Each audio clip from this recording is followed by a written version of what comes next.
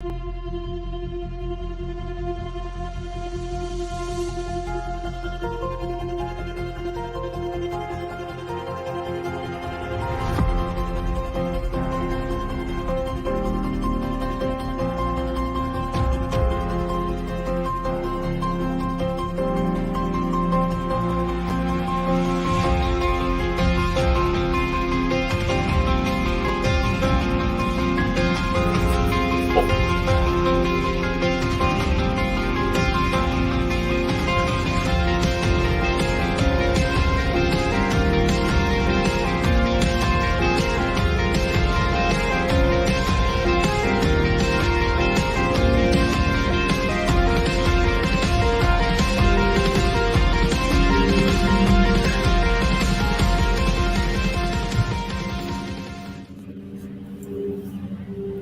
morning.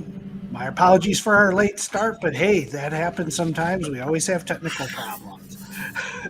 This is Blain Pardoe, New York Times bestselling author of the Land and Sea series, as well as the Blue Dawn series. And I'm joined today by Richard Paolinelli, and he is the publisher of Tuscany Books. He's also the author of the StarQuest Fourth Age universe, and I want to talk about one of his books with that. Welcome to the show, Richard. Thanks for coming on. Well, thanks for having me on, and I will take full responsibility for the technical difficulties this morning, guys. It's, Mondays sometimes carries over into Tuesdays, and that's one of those days today. Well, we're going to have a good time here. Now, I always open with an unsolicited review of your book, and I've read your book. If you're on this show, I read your book. That's the price I pay and the price you get to be paid.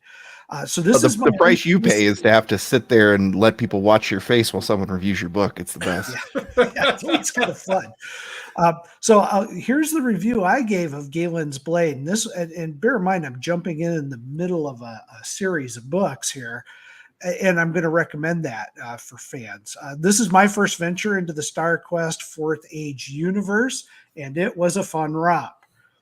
Richard Paolinelli's universe has a Star Wars feel to it without all the baggage that Star Wars carries with it. His dialogue is crisp, clean, and the pacing takes the readers on a wild ride. There's political intrigue and the good old-fashioned swashbuckling in this book. This is a universe of royal hostages, daring rescues, androids, AI, and good old-fashioned blasters and blades, okay? So I kind of phrase this like I did a lot of the Battletech stuff that I used to write. This falls into the category of beer and pretzel science fiction, and I love beer and pretzel science fiction. This is a galaxy-spanning saga that doesn't get bogged down with technobabble and the burden of weighty canon. The lead character, Galen, has all the best parts of Han Solo and a bit of the stainless steel rat. For readers looking for a space opera romp, this book is a great starting place. So that's my review of Galen's Blain. I guess I'll take it if I have to. No, seriously, thank you. That is a very good review. And I like that you picked up on the stainless steel rat, because one of my early introductions into science fiction was Harry Harrison's Stainless Steel Rat. And there's a lot of me in the Stainless Steel Rat, which is probably why I like it so much. And I'm glad to see that little bit of that I put into Galen, it showed up without me telling everybody, hey, Stainless Steel Rat here.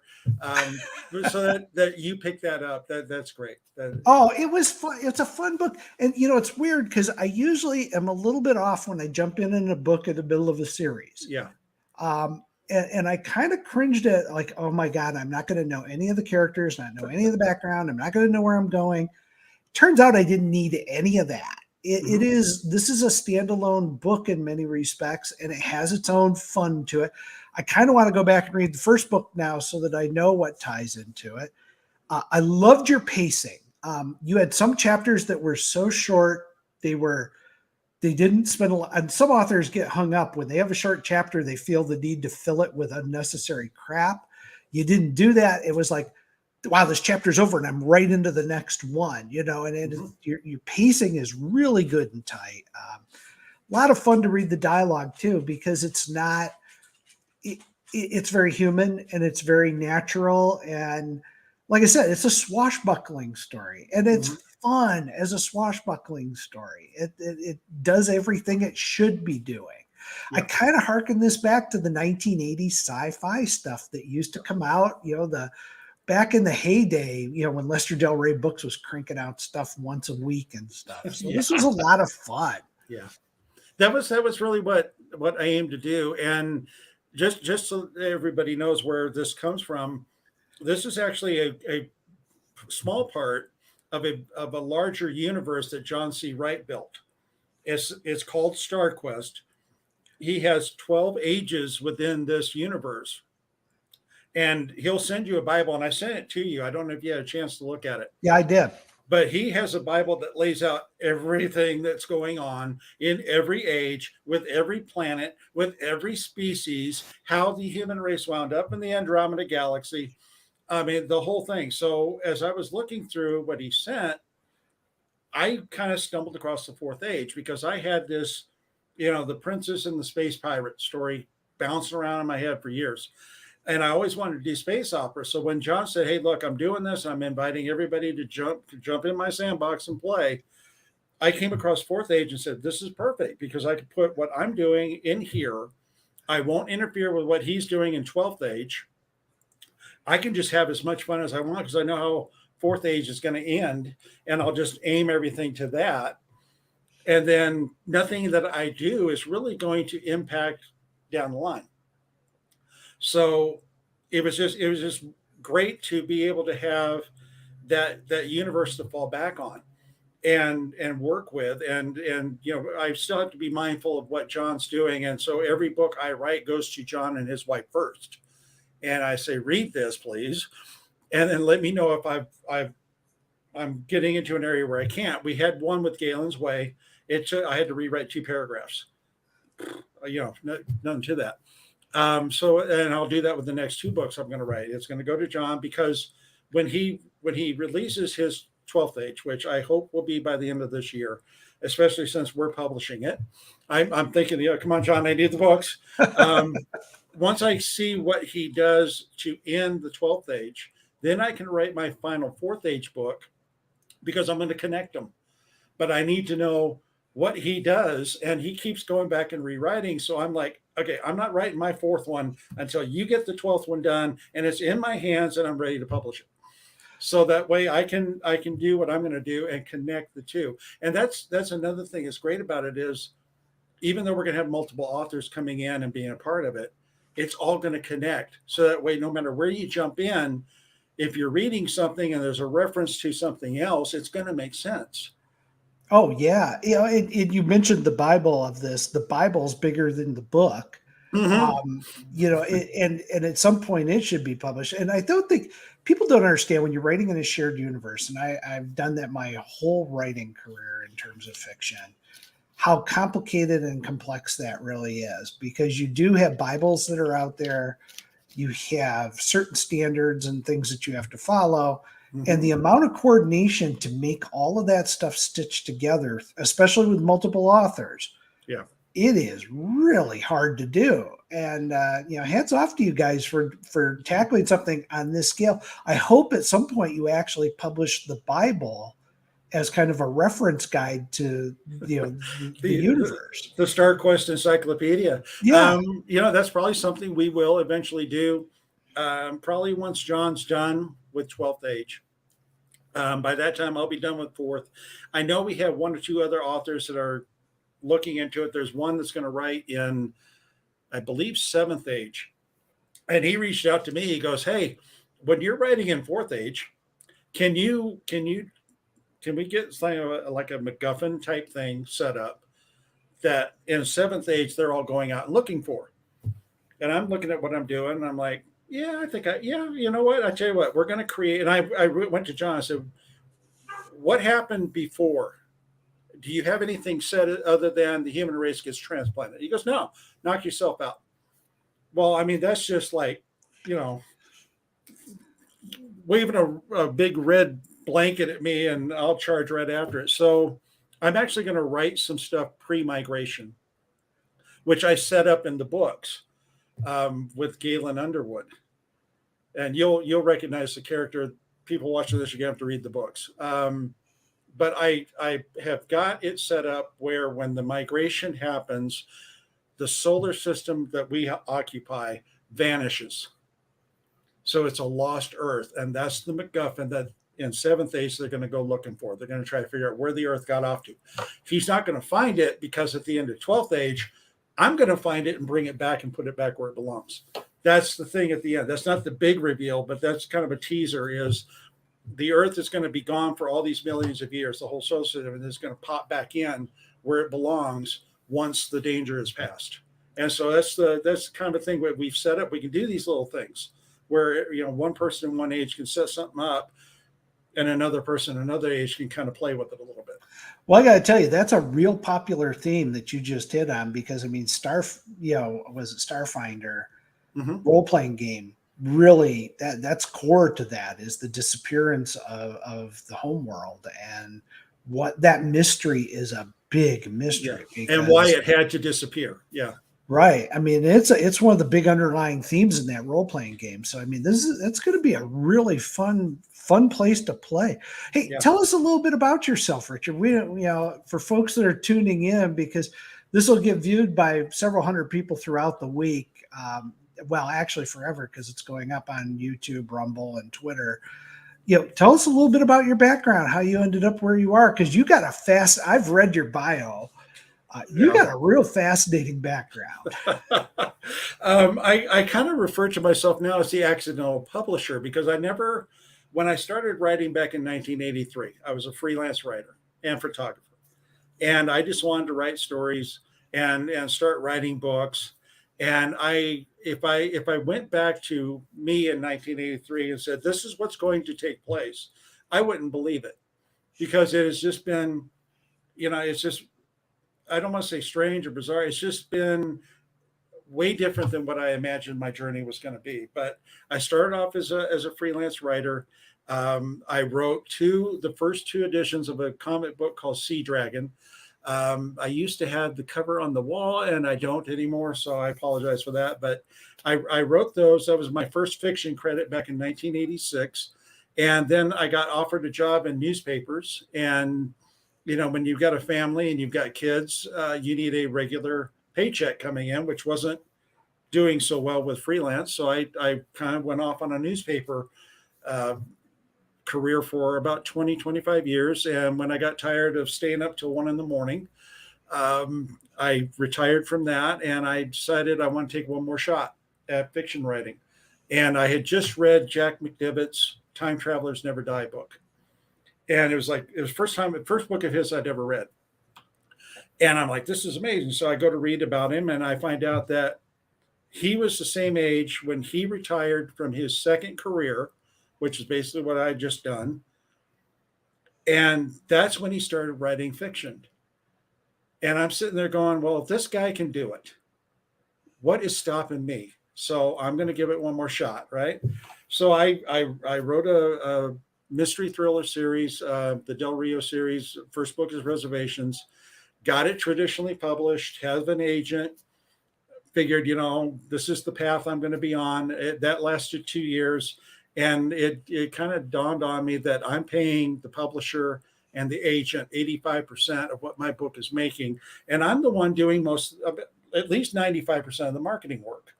They got a website, right? They've got a newsletter, but everything else was me going out and doing appearances, doing social media, the whole thing. And there was a couple other factors in it, but I'm like, why am I throwing away money when I'm doing the work anyway? So I decided to take the leap and go indie. And I did that in 2017. And that opened up so many doors for me. I was the things I was doing, people I was meeting. And I went on a show called The Writer's Block. And I must have made an impression, because they kept bringing me back. Then they said, hey, we need a fill-in co-host. And I at the time I lived like less than a mile from the host house down in LA. So it made sense to hop in the car and drive in with him. And one night we're driving, and he goes, so you've got Tuscany Bay Publishing. I went, yeah. And he goes, I've got Black Dog Publishing. I go, that's good, you know. He goes, what do you say we combine them and we start reaching out to some of the people we've been talking to that, you know, can't get an agent, you know, can't even get looked at. Let's see if we can publish some people that otherwise can't get published. I'm like, okay. I didn't think it was going to be a big thing, you know. Here we are 4 years later, and we are coming up on publishing our 68th book under Tuscany Bay Books. And, you know, somehow or another, in the middle of doing all that, I'm still writing. And I don't ask me how, other than I just don't have a life. But, you know, I never thought I'd be the publisher of even a small house. But I can tell you, looking back on it, I'm glad I'm here, and I can't think of anywhere else I'd rather be right now than having Tuscany Bay and helping people get published that otherwise couldn't even get looked at. Well, you know, that's a question that I get, and I think every writer gets it, you know, because I started doing traditional stuff. I did the New York route. I had an agent, still do, but I don't use him for anything because it costs me money every time I call him. Nice guy, but, you know, and it got to the point, you know, traditional publishing for people who are tuning in on this, it's brutal because first you write a treatment of your book and some sample chapters, then you send it to an agent and he goes, here's the things you have to change so that I can go sell it. So immediately you're rewriting. You send it to him again, then he sends it to publishers who then can accept or reject. When they get it, they come back and say, here's things that you need to change in order for us to publish this. Yeah. So you're constantly taking your creative effort and morphing it into what they consider something to be marketable. And honestly, I don't know if the value add is there, whether they're really adding value along the way or whether it's just their gut instinct. Now, not all big publishers are that way. I've dealt with Skyhorse and stuff, and they weren't like that at all with me. But a number of the other publishers were, and it was frustrating. Yeah. You deal a lot with up and coming writers and stuff. So talk to me about how they engage with you. How do they connect with Tuscany Books? What are the types of things you're looking for? Because a lot of people that tune into this show, you know, it's Writers Fix Problems. They want to be published authors, right, and they are scared to death about getting agents and going through that whole traditional route. So how do they engage with you? Well, to address the point real quick of the agents, going indie or even going with us is not for everybody, because I will, you know, one thing that I expect from my authors is, yes, we're gonna publish. We've got a publicist. We're going to do their stuff we're going to do, but you're going to have to get out there and hustle too, because you're going to have followers that I can't reach. You're going to have connections that I don't have. And you're going to help get the word out and get the book is out. So yeah, just because you come to us, it doesn't mean you can just sit back and wait for the dump truck to drop the money off. So but then even going indie, you have to do everything that we're doing. You have to deal with Amazon, and Amazon loves to throw stuff at you out of nowhere. You know, when we were doing the Planetary series, another publisher had started it and shut down halfway through it. And so we picked it up and finished it, but we had to republish because we wanted our covers on the new book. So we had to republish the first 5. And it was a knockdown drag out with Amazon every week. When the first 5 came out, every week they were like, "Oh, you can't do this. It's been published already." And I said, "How many times do I have to send you the letter from the publisher who previously published, assigning all the rights to us?"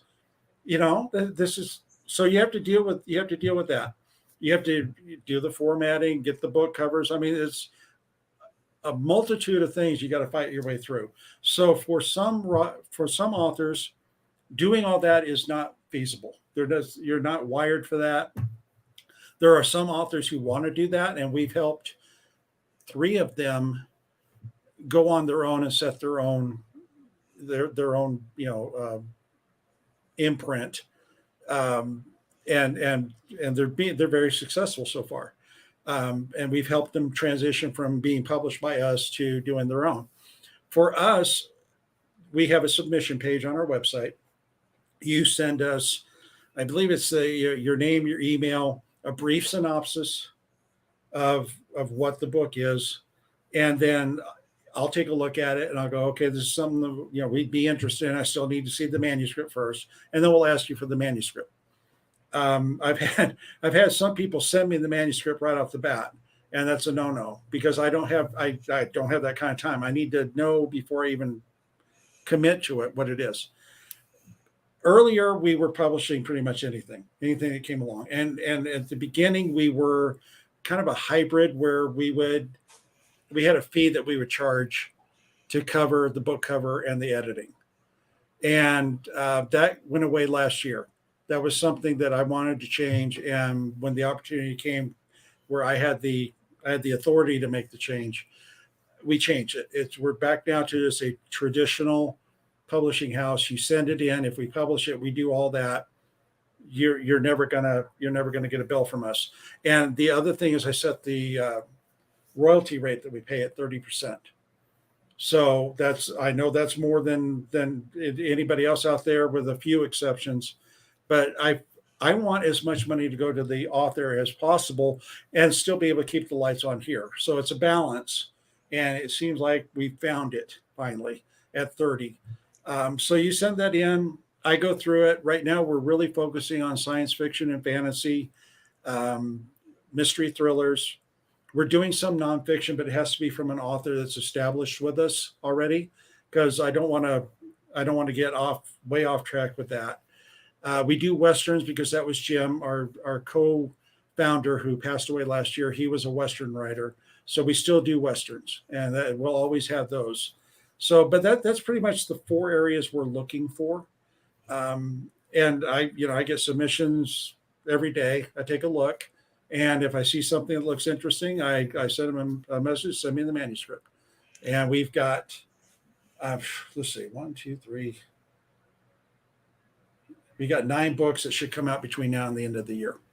That's great. Yeah. And then I've already got stuff up on the board through 2026. We got stuff. Yeah. We're going to be busy.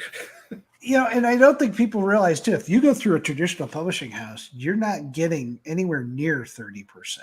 Your agent takes 15% right off the top. Mm-hmm. And you're getting significantly less than that. And I'm talking, if you can get 25%, you're really lucky in this industry. You got to be pretty well established to do that. A lot of guys, I remember when I started doing the Battletech books, and this was with Penguin Putnam, the royalty rates were 7% or 8%, and there was nothing for ebook because it didn't exist then. Yeah. It's rough. It's a rough market. So getting that 30% is pretty good. Well, when I signed my contract with my agent in 2014, her cut was,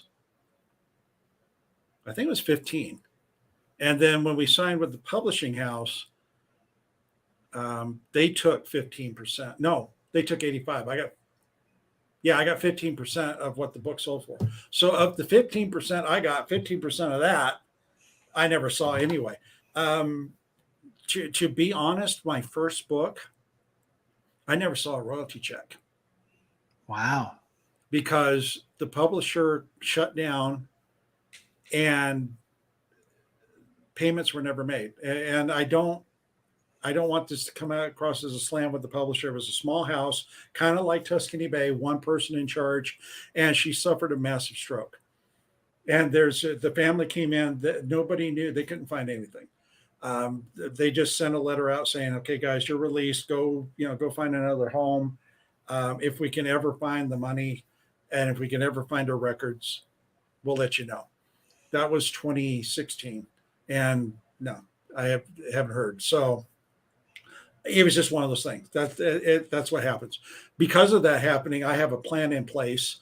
If something happens to me, my son can come in and know exactly where everything is and at least close the thing out right. But that's the kind of thing that happens. So you never know. And even with the bigger houses, if one closes, that's going to be chaos getting that. Well, and their royalty reports are for anybody who's never been through a royalty report, Yeah. it defies all known accounting principles, because there's book returns and it's complicated, and how they calculate those things. You can't ever get the numbers to match up. Plus the carryover from previous royalty reports. Every time I get a royalty report, I should be happy about it because it's going to tell me how much I make, but it takes me an hour to figure it out. How often do you get them? Just out of curiosity. Twice a year. Okay. Now. The one other thing we did, and this reminds me, we used to go every 6 months. And I got to looking at it when I was making the changes. I figured I'm making changes, I might as well swing big. Because the way it works, Amazon and the other ebook sellers, they if you sell books in January, you'll see the payment for them at the end of March from those places. So what I do now is basically, when your book comes out, there's a 2-month gap where you're not going to get anything. Then when your royalties start coming in at the end of that month, you will get a check from us every month if you sold something. Monthly is great. And I did that because I found that after 6 months, I would go and pull everything up and try to make sense of it and figure out who owes, what we owe to. I'm like, this is insane. Get the report in at the end of the month. You've got the numbers there. It's already open. Okay. This author gets this. This author gets this. This author gets this. This author gets this. And I send the payments out. See, that's what I liked about Wargate when I went with Wargate for Land & Sea. They were quarterly, and it's been fantastic. And their reports are 6 lines long. I actually know what they're reporting. Yeah. Ours is, here's how many you sold. Here's what you got. Yeah. and that's how it should be. But when you're dealing with the big publishers, they play a lot of, how can I put it, creative mathematics. And it gets complicated and it gets frustrating. And, Blain, I've heard that referred to as artistic accounting before. Yeah, well, it could be. I think that's how Hollywood does it. When they do a movie and they go, "Oh, we lost money," it's like, wait a minute, you brought in $8 billion. How could you lose money? Well, we did. I'm the great grandson of an Italian mafioso, and that sounds about like their kind of accounting right there. I got a question for you, because a lot of people have been talking about this in the industry, and I haven't. You've got a great publicist, by the way. She puts out a lot of material. Hats off to Susan. She responds quicker than any publicist we've ever reached out to. Yeah. So, I'm going to make sure she gets a call out here, because she's earning her pay. But I think she's in the chat, actually, to be clear. Okay. Well, okay. Don't let it go to her head. She's not getting a raise. No. Hey, look, her email is on our website, and I encourage any author who wants a publicist. She's looking for clients. If you want a great publicist, the email is on our website. Send her an email. It certainly, this certainly, couldn't be her, definitely not. But someone from the chat would like you to explain what genres you accept.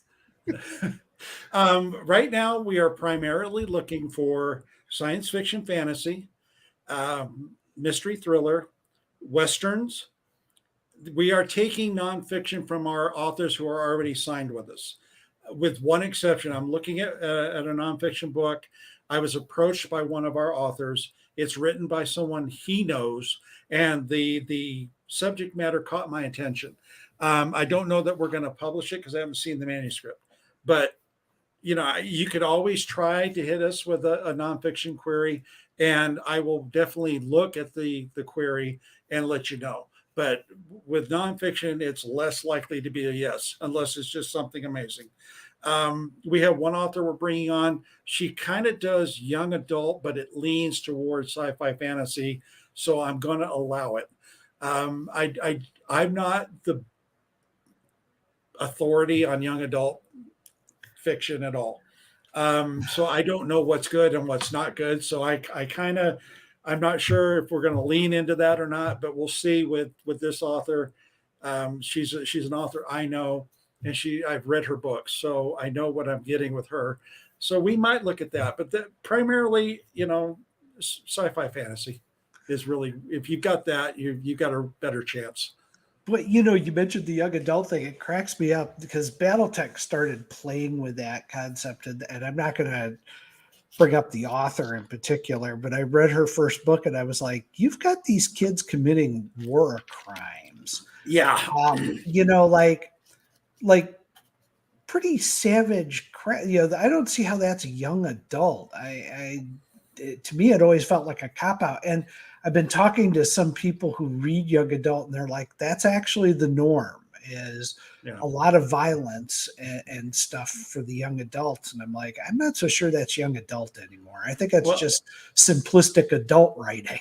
Yeah. We had a young adult author on Writer's Block a couple of years ago. And I read the book because we did like you do. If you're on our show, we're reading your book so we can have an intelligent conversation about it on a 1-hour radio show. And I'm reading this thing and I'm like, I know adults who wouldn't even do that. I mean, these kids were, one kid was, Al Capone was a piker by comparison to what this kid was doing. You got kids who are knocking off younger kids just to steal a pack of crackers or something. And I'm like, I just couldn't wrap my head around this being a young adult. I mean, this is more for older readers and older characters to be doing. I don't see kids ever getting to that point. But maybe that's just my worldview being a little bit different. But yeah, it's a different area, and we'll approach it with caution, but we'll see. I agree. It's a tap dance now, and it's ever evolving out there. There's another thing that's evolving right now, and this is a rare opportunity because you're a publisher. I usually just have authors on here, so I'm going to ask you this question because it's coming up across the board, and that is the influence of AI. We've got major authors who have admitted that they have been using AI to write books out there and publishing them and selling them as their own. We have a lot of people that have generated a lot of AI covers and are doing that. And I'm kind of curious, beyond your own company itself, even what are your thoughts around this whole AI influence? Is it good? Is it bad? Do you embrace it, or does it make you nervous? Yeah, all of the above, actually, in a way. It's a tool. It can be misused like any tool. I as a writer, would never use AI to write. And I jokingly, if you follow me on Facebook, one of my authors punched in some stuff on one of the, I think, chat, whatever it is, and it came up with a blurb for one of his books. And it's like, and so just out of curiosity, I threw one in for Escaping Infinity. And it came up with something. It was, a little work. You could work it. I could see if you use it as a base and you build off of it, you're not really using the entirety. You're just, okay, this is an idea I got from this, and I'll do this with it. We do have one cover. If you go on and look at a short story that I republished after I kind of got canceled. So I put the story out, and I needed a cover for it, and I couldn't find anything that looked right. So I go, okay, sometimes I do my own covers, and I go, okay, I'm going to use one of the AIs just to see what it comes up with, see if I can get an idea. And it kicked out something pretty good. And I went, what, heck with it. It's good enough. I did some alterations to it. There were some things I added, some things I took out, and then put the title on it. So technically I used AI for a cover.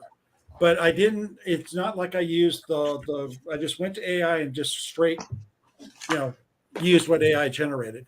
I think what we'll need to do as publishers is we're probably going to wind up using it, because I'm sure book cover artists are going to find ways to use it to create an element to put on their cover.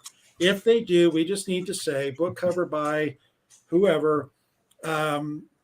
in addition to AI elements or something like that.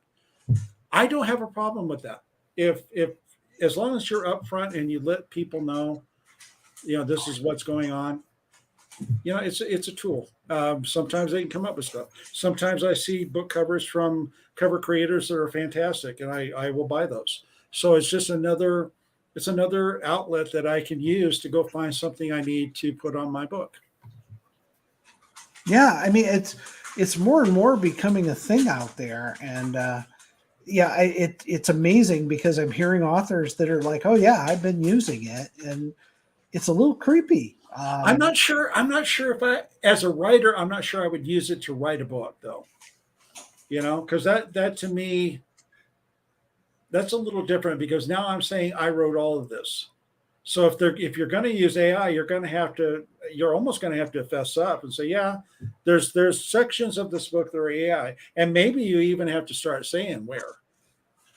Yeah, and I think that's only fair. If you're going to use, AIs to write, say it. I've got a book cover coming up that I would say probably is 70% AI, and then 30% me going in and adding some elements, not just the title and the author name, but additional elements to finish it out. So on the title page, it's going to read covered by me with AI elements. And I think it's only fair. Yeah, okay. I think this is a good time to bring this up from the chat. So we've got James Esparza, who I assume is an author, says, I'll be honest, I use AI punctuation for checking as a genre-specific thesaurus generator. I also use portions of AI to make my own cover and concept art. We actually have a professional artist who's a friend of ours and has done most of the art for our channel and my business, who also says, essentially, that AI only makes a good artist good. And kind of raises the general standard of art in the world, and I'm fully with that, man. I appreciate that take, Rich. With addressing his point where he uses AI for, I believe, it's punctuation, and there was something else. Genre-specific thesaurus generation. Okay, that's no different than when we use Word, the editor in Word, to go through and see if we missed anything. Yeah, it's a tool. It's another tool. I mean, I get where the cover artists are up in arms a little bit because it's gonna take business away. That I get that, and I understand that, and I still I'm still gonna go out, and if I see a book cover out there that I like, I'm still gonna buy it. Well, thank you. I too miss the days of horse-drawn carriages. Yes, Yet there I you still go. drive a car. You just, as much as I hate to say this, we just have to kind of go with the flow. I mean, what 10? Well, a little bit longer. There was a time when you had print books. You either had the paperback or you had a hardcover, and that was your two printing options. And now we've got ebooks. And people back then were like, "Oh, this will never catch on. Nobody's going to want to sit at a computer screen and read a book." It's easily a third, if not more, of the sales out there are ebooks. For us, it's the majority of our sales. We sell more ebooks than we do print. Yeah, so it's ongoing sales more than anything too. And it's unfortunate. I mean, it's like the poor McDonald's worker is about to be unemployed because they're going to go to AI to take your order, make your order, and deliver your order. And I feel for everybody who is running up against this because I don't know that we've figured out what we're going to do with the human being who no longer is doing what the robot is now doing. That's the thing. What are we going to do with them? But until then, it's a tool. And, if you want to survive in this business, you got to use what's there. Well, allow me to be the naively hopeful one on this topic. Okay. I think while people, I think that a lot of jobs we currently have were unimaginable to the people in the time of the horse-drawn carriage. And that is because there was no time or energy to devote to thinking up these new things that add value to society. And I think while it may take a lag time before people kick back into that mode, that's ultimately what we do, is that we find new things that add value to society, and people find brand new ways to contribute. Yeah. Yeah. Well, see, I view it very differently. I used to be in the IT arena, and I know the computer program. I know a lot of computer programmers over my career, and if they're the ones writing AI, we have nothing to worry about. Well, Absolutely nothing. oof. Most of these Well, guys couldn't tie shoes. There's a reason we yeah. put them in dark rooms and they don't interact with the customers. There you go. Yeah. Well, we'll get there another day. Chat, I just want to remind everybody real quick that if you have any questions, we're monitoring all chat or all the platforms that we're broadcasting on, and I'd love to be able to pass those on to the author. So, well, I do have another question for you based on your background, because and again, it's fascinating because you did have some work in comic books. Are we going to see any of your series pop up in graphic novel or comic book form? I would love to make that transition and write a graphic novel. I actually have a concept or two that I would love to do that. That is for a time when I have more than 5 seconds of free time during the day, though, because it's a lot of work. And I've been putting feelers out and talking to some people who've done them before and getting an idea of what I'm getting myself into. There are two I would love to do, and that's on the horizon. I've got a board up on my wall, a big old whiteboard, and it's got on one side it's got Tuscany Bay's publishing schedule, and on the other side it's got my writing schedule, and those two projects are up there. When I'm going to get to them, I don't know, but I would love to. I comic book related news though. Sea Dragon I mentioned is the one I did in '86. A couple of years back, I'm at a comic book convention in Omaha, and I run into the surviving partner of that comic book company. They closed after we did 6 issues, and we were talking, and I said, I've always felt that I was just getting into what I wanted to do with that character and explaining the background, because there were some plot holes that you could fly a spaceship through that we needed to address, because Sea Dragon started off in the back of another comic book called Epsilon Wave. And I never could figure out what a Navy diver was doing being run by a FBI agent in West Texas. There's a background story there somewhere. We got to figure out how that works, guys. And I was laying out the series. I was getting there, and it didn't work. So I'm talking to Tom, and I said, I have an idea. I want to do a novelization of Sea Dragon, and I want to kind of fix those things and still stay true to what we did, so that the FBI agent running Sea Dragon makes sense now. And he goes, do it. I go, well, I've been trying to reach the family for the other guy. He goes, he didn't own those characters. I did. Do it. So that's coming hopefully later this year. The book will come out, and he's got a character that he wants to work with, but he said, I can't figure out how to make this work because it doesn't make sense. He's alive 50 years earlier. I said, well, as it just happens, my solution solves your problem too. He goes, well, then you didn't get it written, will you? So you'll see a novelization of Sea Dragon come out. That's cool. Then, at some point when I can do it and I can devote the time and energy to it, I have 2 graphic novels I'd love to get out there and publish. So, we'll see. This is the great time to do it, boy. There's some really good indie projects that have just taken off, and there's good money behind it. Razorfist just did one, and I think he brought in on his crowdfunding for it around $350,000. Yeah. And I got to tell you, it's hard to ignore that stuff now. Yeah. But make sure if you get it funded that you put it out, because I've seen a couple of projects, funded 4 years ago, and they're still waiting for they're still waiting. Oh yeah. You can't do that.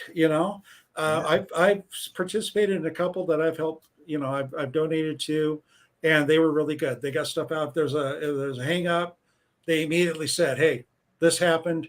We're delayed 1 month." You know, so if you're going to be delayed, you got to at least let people know, okay, this is what happened and why, and we're coming out. But yeah, it would be great to get it out there and get it funded and see the final product. Cool. Well, Watcher, do we have any questions that have come in from folks on our feeds? Let me check through all of them because it's more of a comment, but it's a good one.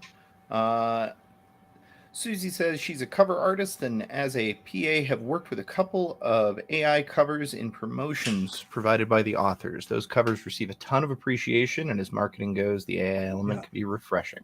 Yeah, Very that's true. where I use a lot of AI is in our marketing, because all we're doing is an image to catch your attention, and then the text lets you know why, why you stopped, and then usually the book cover. And yeah, that's it. Like I said, it's a tool that can be used and it can be misused, and it's just going to be a matter of finding that happy middle where it's the same as using the editor tool in Word. Yeah. Well, what are you currently writing right now, Richard? Well, Sea Dragon, actually. All right. That one, and I've got another one that I promised my wife I would finish. It's called Firstborn's Curse, and I wish I could show you the cover, but it's behind the monitor. That's a project that she really liked when I told her about it. I kept having to put it off to the side because something else would come up, and I would need to focus on that. So I vowed to her that I will get that one done this year, and I also want to get Sea Dragon done. And the third Star Quest book will probably be out toward the end of the year. I'm trying to space it out a little bit, buy myself that time I need before I get the fourth one done, because I'm kind of waiting to see how 12th Age ends before I can finish mine. So yeah, I've got those three. That's great. Well, look, we really appreciate your time today, and we know we kind of got off to a late start and stuff, but how can people connect with you? What's the best way for them to be part of your journey? Well, you can find out everything you want to know about me at my website, which is sci-fi-scribe.com. SCIFISCRIBE.